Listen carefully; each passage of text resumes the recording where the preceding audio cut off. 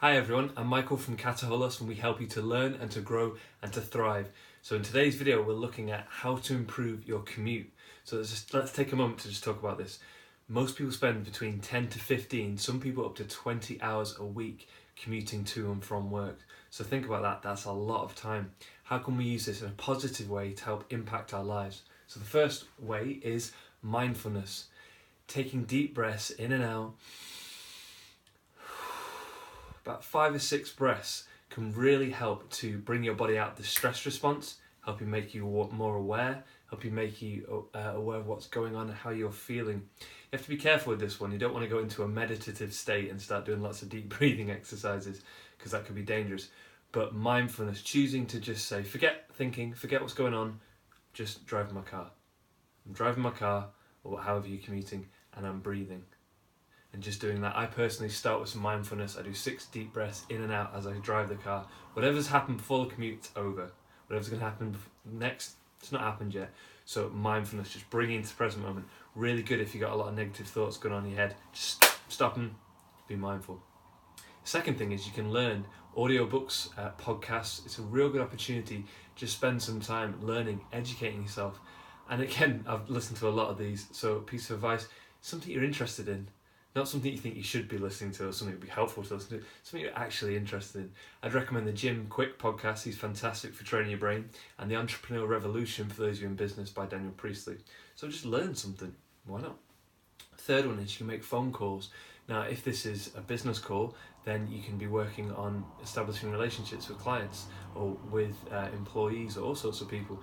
If it's a personal one, family and friends, you can be investing in your relationships. Think about it, if you ring these people up occasionally, it'll be a nice novelty. But if that becomes a regular thing, that can be a really good way of spending time investing in your relationships with phone calls. The fourth one is listen to some music. Again, music you want to listen to. If you like to listen to radio, fine, but if you think about it, you can spend most time listening to music you don't want to listen to and adverts and people that might annoy you. Instead, just get a playlist ready and to listen to the music you really like to, sing along to it, enjoy being able to listen to your favourite music. And the last one is loving kindness. Road rage can be a massive problem, and there's all sorts of horrible statistics about people that actually get in accidents or kill other people based on road rage. These things are awful. The opposite of that is pulling it back. It's showing loving kindness to people. All that means is somebody's probably going to annoy you on the road today, and you can let that affect you or you can not let it affect you. So someone does something stupid, it's a chance to be like, okay, never mind, silly person, no big deal. Don't let it affect you. You can then take that further if you want to. You look at all the different cars and you just say, hope that person's happy. How's that person get on? I wish that person happiness today.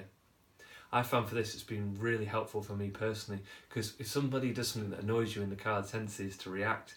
But if you look at the numbers, the amount of people on the road, the chances somebody's really going to do something silly at some point, maybe even yourself. So being more proactive and less reactive can really be helpful. And you can get to a state where I'm just driving along in my car and I wish everybody well. It sounds silly, but give it a try. You'd be amazed how it actually has an impact. So what I recommend is just get it on a sticky note. Get these 5 things on a sticky note. Just put them in your car. Now you don't have to be obsessive with this and say, I'm going to do this on this day, I'm going to do this on this day. The reason I've given you variety is it depends on what's going on in your head and in your day. You might not be up for doing some learning. You might think, I just need to do some breathing, do the mindfulness. Or you might be feeling really good when you crank on your favourite tunes. Great. Or you might not really know. So try the loving kindness one. Try them out, see which one works for you. And again, you could do a combination of them.